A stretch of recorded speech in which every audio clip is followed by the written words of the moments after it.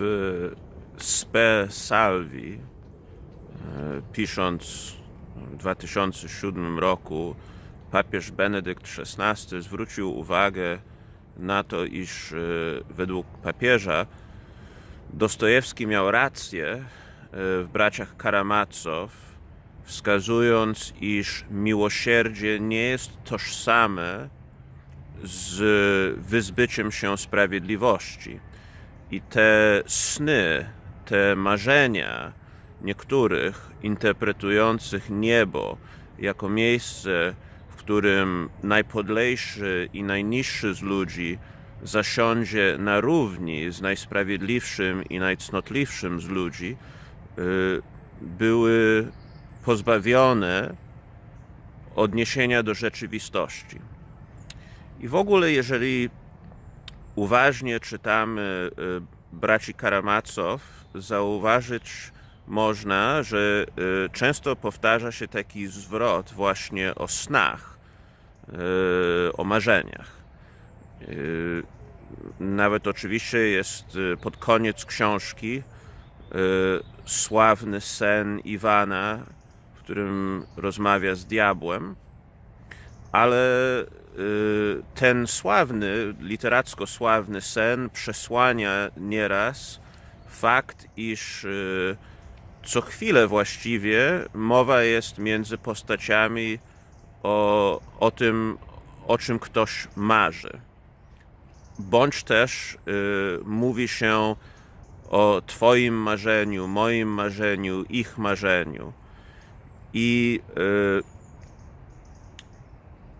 jest w tym pewna nauka, jest w tym pewna rzecz, którą łatwo nie zauważyć, ale przeciwnicy Dostojewskiego, pisząc, tutaj mowa jest o latach 60. i 70. XIX wieku, przeciwnicy jego intelektualni często właśnie stosowali ten zwrot i w pewnym sensie można by rzec, mówiąc pokrócie, że taki zwrot, kiedy ktoś mówi o marzeniach, świadczy o jego liberalizmie. To znaczy, już to tłumaczę, o co chodzi. Chodzi o to, że idealizm liberalny, nowoczesny i oczywiście ten idealizm przesiąka bądź chrześcijaństwo, bądź socjalizm, bądź każdorazowo wszelką ideologię, jest marzeniem, a marzenie czy sen z definicji nie jest tożsame z rzeczywistością. A Dostojewskiego przede wszystkim obchodzi rzeczywistość ludzka. Dlatego bohaterem jego książki, według samego autora, według samego narratora, jest Aljosza. Aljosza przedstawia tę perspektywę na rzeczywistość, która snem czy marzeniem nie jest. Mianowicie perspektywę Boga. W ogóle pierwszą księgę, pierwszą część można wręcz interpretować jako dziejącą się pomiędzy dwoma światami, pomiędzy niebem reprezentowanym przez klasztor, a ziemią. I Aljosza dopiero pod koniec tej pierwszej księgi, pierwszej części, zdaje sobie sprawę z tego, że ten cały wir, ta cała burza namiętności, której każdorazowo jest świadkiem, gdy wraca, czy wychodzi z murów klasztoru i wraca czy to do swojego domu rodzinnego, czy też w ogóle do swojej wsi czy małej miejscowości. Po ludzku on się bardzo tym przejmuje i wydaje mu się, że ma obowiązek moralny, ażeby dobrze pokierować tymi zagubionymi ludźmi, czy to z jego najbliższej rodziny, czy to z otoczenia. I bardzo go boli sumienie, że często w obliczu tak niepoukładanych namiętności, tak złożonego grzechu, on jest bezradny, bo oczywiście Aljosza kocha, on nie ocenia. On wie, że to byłoby grzechem z jego strony, ale on chce pomóc. To znaczy, on nie chce potępić, on chce pomóc i ma do siebie wyrzuty sumienia, że nie wie, jak tym ludziom pomóc. I dopiero pod koniec on tak naprawdę rozumie tę perspektywę boską, że właśnie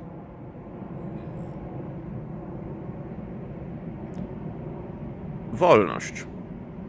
To znaczy, każdy z tych ludzi ma jakąś drogę, którą siłą rzeczy widocznie, ewidentnie musi przebrnąć.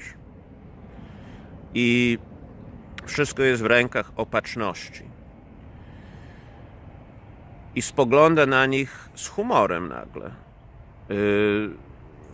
Taki humor, sądzę, z jakim Pan Bóg spoglądał na cierpienie Hioba, bo dla szatana właśnie, dla diabła cała ta sytuacja była wielkim melodramatem, wielką próbą wiary.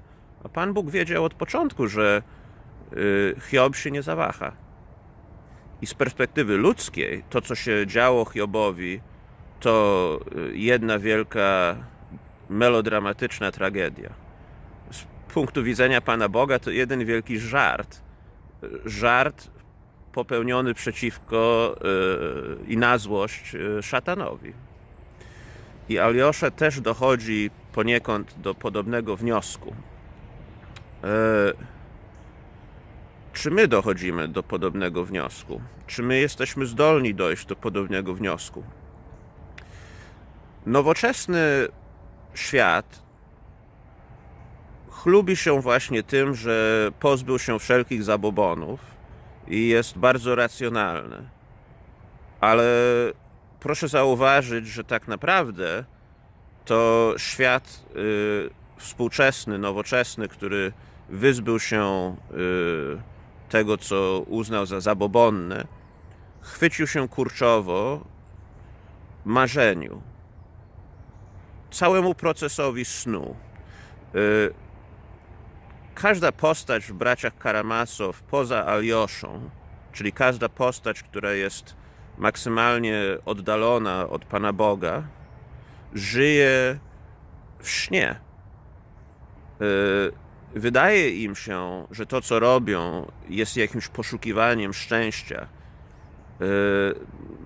Często nazywają po imieniu namiętności, które ich pobudzają, na przykład honor, miłość, ale tak naprawdę są jak statek na bardzo niespokojnym oceanie. Rzucani przez fale i przez burzę, i oni tego nie widzą. To znaczy oni nie zdają sobie sprawy, że są właśnie w epicentrum sztormu. Oni myślą, że są panami swojego losu, a żyją w świecie nierealnym. Aljosza, który w sercu ma miłość boską, jest w stanie widzieć rzeczywistość tych ludzi, jaką oni nie widzą, bo oni są jak opętani, śnią na jawie. Tak Sokrates, znaczy to od Platona pochodzi ta wizja w państwie Platona w którymś momencie Sokrates definiuje tyranię jako sen na jawie. Bo to jest człowiek, który na jawie robi to, o czym zwykle ludziom się śni. I to jest Dostojewskiego definicja liberalizmu, bo liberalizm i nowoczesność, i współczesność to jest tyrania jednostki nad samym sobą. To znaczy, wyzwoliłem się od Boga, wyzwoliłem się od religii, wyzwoliłem się od tradycji, wyzwoliłem się od rodziny, wyzwoliłem się od swoich braci i jestem panem swojego życia, czyli jestem tyranem nad własnym losem. A tyrania właśnie polega na tym, że rozum już nie rządzi naszymi namiętnościami, że ten ład w duszy samorządnego człowieka, bo dla Platona wolny człowiek to jest człowiek samorządny, a nie człowiek, który jest tyranem nad swoim losem. Tyran może robić wszystko, co mu się przyśni.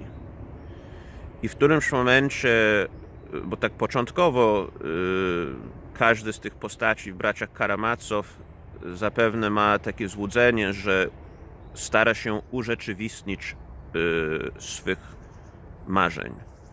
I to w ogóle jest to bardzo nowoczesne, jest to bardzo współczesne. Mamy sięgać po nasze marzenia, mamy iść za naszymi marzeniami. Właśnie na tym polega pozór wolności liberalnej, którą Dostojewski w braciach Karamazow odsłania nam jako fantastyka. Bo tu nie chodzi o to, że to jest coś złego. Pół biedy, czy to jest dobre, czy złe, ale to jest nierealne. Jeżeli rzeczywiście chcemy widzieć siebie, jacy naprawdę jesteśmy, i ludzi takich, jakich naprawdę są, to dochodzimy właśnie do tej perspektywy Alioszy tam na końcu pierwszej części, że nagle widzimy, że psychologicznie rzecz ujmując, czyli właśnie bez zabobonu, bez religii, nie odwoławszy się tu do jakiegoś mistycyzmu czy do jakiegoś objawienia, ale psychologicznie rzecz ujmując, człowiek jest istotą duchową, stworzoną przez Boga, która buntuje się. I ten bunt jest wielce złożony.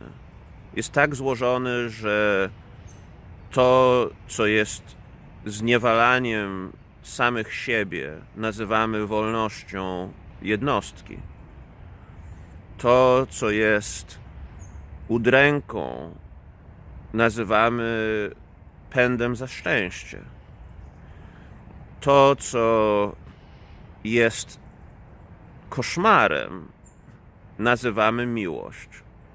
Bo jeżeli spojrzymy na życie postaci, z którymi Aljosza się styka, to oni żyją snem na jawie. I ten sen oczywiście jest koszmarem. Właśnie ta perspektywa jest najtrudniejsza do zrozumienia i do przyjęcia. Do przeniknięcia, byśmy powiedzieli. Ale ważne jest, ażebyśmy mieli ją na uwadze, czytając braci Karamazow. I ważne jest, żebyśmy nie pozwolili, aby sławna scena snu Iwana pod koniec całej książki przesłoniła nam wagę snu i marzenia jako kategorii myślowej w wielkim dziele Dostojewskiego.